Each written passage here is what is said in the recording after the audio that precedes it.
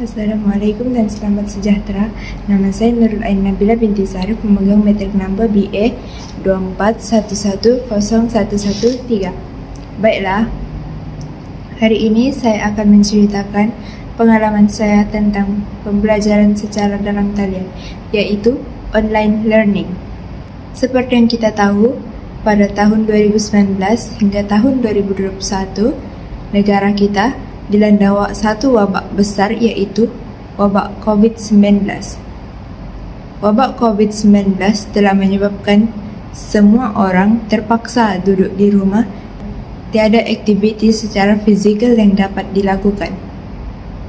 Oleh itu, terdapat berbagai perkhidmatan telah terjejas, termasuklah aktiviti pembelajaran. Hal ini disebabkan pembelajaran secara dalam talian dilakukan di pelbagai jenis institusi, termasuklah sekolah menengah, sekolah rendah, dan universiti-universiti lain. Pembelajaran secara dalam talian dilakukan atas sebab wabak COVID-19 yang melanda negara kita.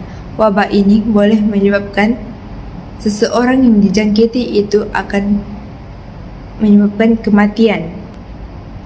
Selain itu, pada tahun 2019, di mana saya sedang dalam sesi mengambil SPM, kami terpaksa melakukan pembelajaran secara dalam talian. Pembelajaran secara dalam talian dilakukan dalam pelbagai jenis di media sosial, terutamanya apps yang digunakan adalah seperti Google Meet.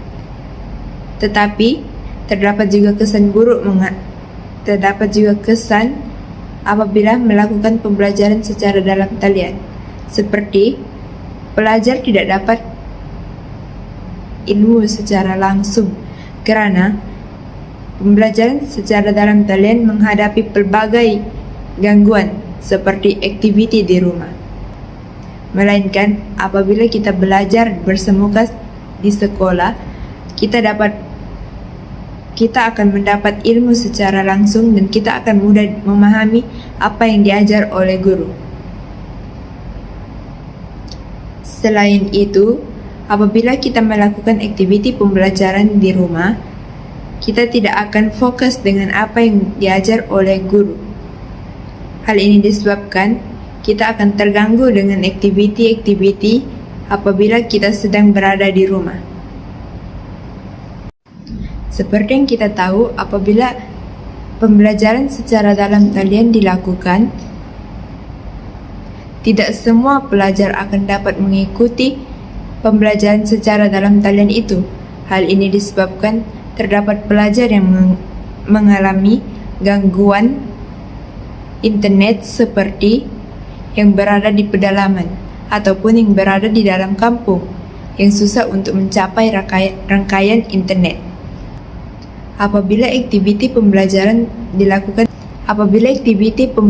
dilakukan secara dalam talian, pelajar tidak akan dapat fokus kepada apa yang diajar kerana mereka akan membuka aplikasi lain dan mereka tidak akan melihat apa yang diajar oleh guru, serta kerja-kerja yang diberi oleh guru tidak akan dibuat, yaitu di mana pembelajaran secara dalam talian juga akan memberi impak besar kepada seseorang, terutamanya dari segi prestasi pelajar.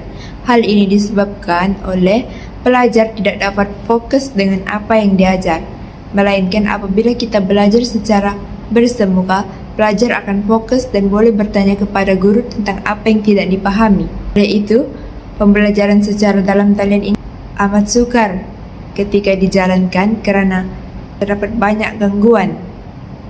Melalui pengalaman saya juga, apabila kita melakukan pembelajaran secara dalam talian, saya ingin menceritakan pengalaman saya yang kedua pula, yaitu semasa saya masuk ke universiti, college kediaman kami telah mengalami gangguan air, yaitu di mana air kita tidak akan mudah untuk masuk kepada pembelajaran itu, kerana kita akan mengalami gangguan seperti rangkaian internet yang lemah, kita tidak dapat masuk ke dalam pembelajaran itu.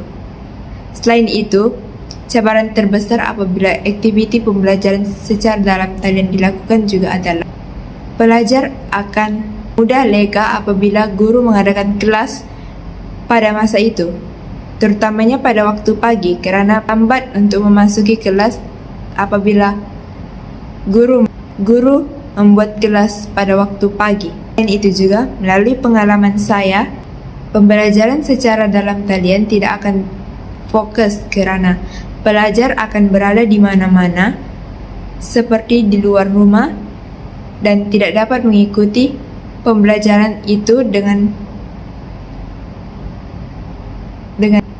khusyuk. Hal ini disebabkan terdapat gangguan seperti mereka ada yang melepak di luar dan tidak menyerap ilmu pun dari apa yang diajar karena mereka sibuk bercerita dengan rakan-rakan mereka yang lain. Selain itu, aktiviti pembelajaran dalam talian juga akan menyebabkan prestasi seseorang pelajar itu akan menurun. Hal ini disebabkan apa yang dipahami oleh pelajar. Pembelajaran secara dalam talian juga akan menyebabkan prestasi seseorang itu menurun. Hal ini disebabkan oleh jika dia tidak memahami apa yang diajar, dia tidak akan mudah bertanya dan menyebabkan dia sukar untuk memahami apa yang diajar. Saya ingin menceritakan pengalaman saya yang kedua pula, yaitu semasa saya masuk ke universiti, College Kediaman kami telah mengalami gangguan air. Semasa gangguan air di College Kediaman, penjara terpaksa melakukan kuliah secara dalam talian. Hal ini menyebabkan pelajar mengikuti kuliah secara dalam talian karena pelajar keseluruhannya berada di luar kawasan.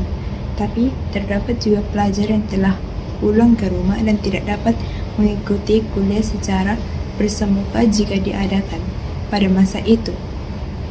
Oleh yang demikian, pelajar terdapat kekangan untuk datang ke kelas jika penjara melakukan kuliah secara bersemuka.